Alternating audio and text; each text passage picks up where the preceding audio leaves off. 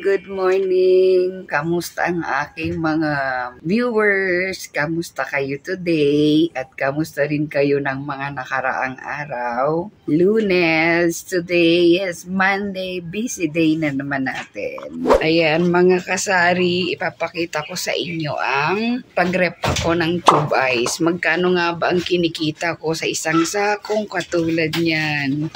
Silang nagdi-deliver sa akin ng tube ice. Sa halagang 150, magkano kaya ang aabuti na kita nito? Dagdag kita ng aming tindahan. Hindi na nagkasya, no? Dati ang galing mo. Ayan, ganun siya kalaki. Malaki yung sako nila. Ilang kilo nga yung sakong ganyan? Oo, yun. Ang laman nito, kung sa sako nating bibilihin, yan yung pang 50 kilos, pang isang kaban na bigas. Dagdag kita para sa sari-sari store. Ayan, para sa may mga sari-sari store po dyan na naghahanap ng pwede pang maging dagdag income ng isang tindahan. Ito po ang aking share na ginagawa namin sa aming tindahan. Isang sako ng tube ice ang aking ire-repack. Ipapakita ko po sa inyo mga kasari, mga kamanay, kung magkano ang kita nung puhunan kong 150. Ayan. Ang kailangan ko lang ay ito. Dito ko ilalagay yung ire-repack kong yelo. Tapos ito yung takalan ko ng tube ice. Tapos yung plastic ko naman pong ginagamit is yung pang 2 kilo. Ayan, tayo dito. Papakita ko rin sa inyo ang aking freezer. Ayan.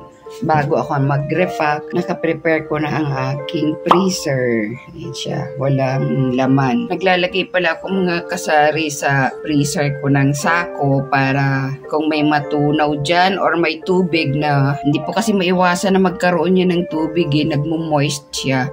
Hindi ako nahihirapang tanggalin pag nag-defrost ako ng freezer ko. Ayan. Okay, simulan na natin mga kasari ang pag-repack. Ayan. Kita ko sa inyo ang tube ice, laman ng sako.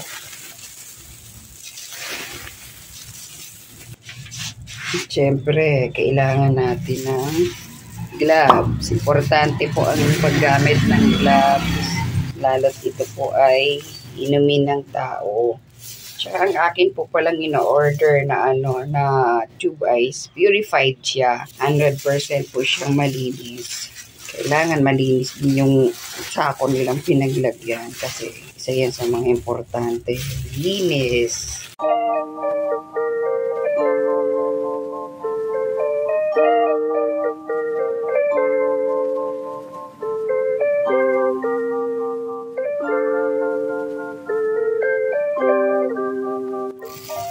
Ito mga kamanayan, ito karami yung 5 pesos.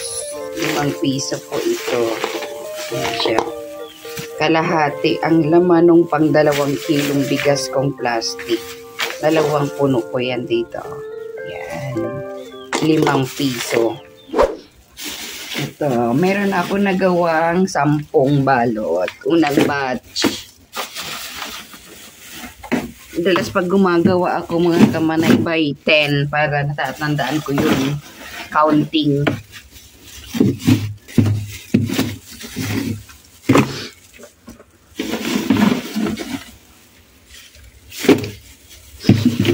Two, 4, 6, 8, 10.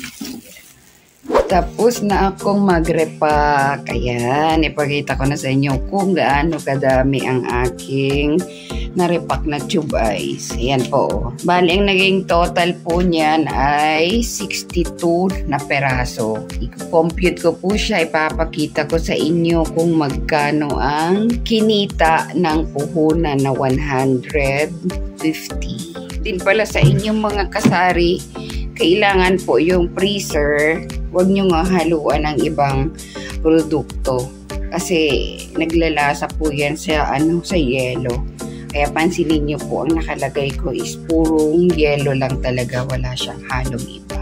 Yan naman po, mga kamanay, ay base lang po sa experience ko ang aking isinishare. Para lang po may idea din kayo sa mga magtitindahan dyan kung paano ninyo gawin ang ganitong pinagkakakitaan. Ano ang dapat at ano ang hindi. Ayan mga kasari ang aking computation. Papakita ko sa inyo kung magkano ang kinita ng isang repack. Ayan po. Yung puhunan ko is 150, tsaka yung plastic 170.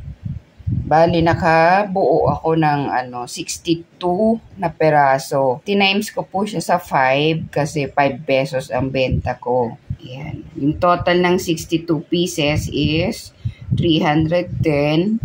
Minus ko sa 170. Ayan, 140 ang natira. Bali, yun yung tubo. Kasama ko po sa kinita ang sako kasi ang sako binibenta ko rin siya ng 10 pesos. Kaya kada repack ko, ang kita ko ay 150. In 1 month po. Ayan mga kasari. Sa loob ng isang buwan, 10 times akong nagpapadeliver. Madalas, every 3 days, ubos na ang aking tube ice. Kaya ayan po ang computation ng kinita ng isang buwan. 150 times 10. Bakit 10? Kasi 10 times po akong nagpapadeliver sa loob ng isang buwan. Kaya kumita po ako ng 1,500 in 1 month. O, di ba mga kamanay, malaking tulong na yung 1,500 na kinita, pandagdag na sa bill ng kuryente. Yan, sinisave ko siya ang kita niyan para meron akong pangdagdag sa bill ng kuryente. Pagdadating ng bill, hindi na ako nai-stress kung saan ko hahagilapin ang perang pambayad.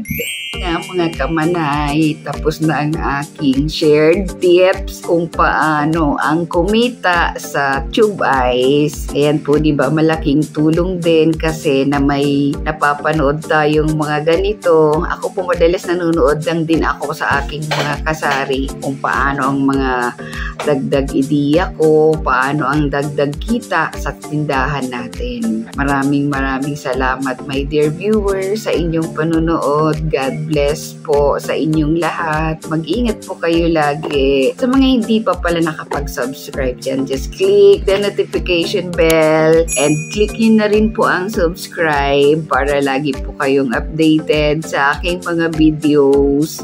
Salamat. Ingat. God bless.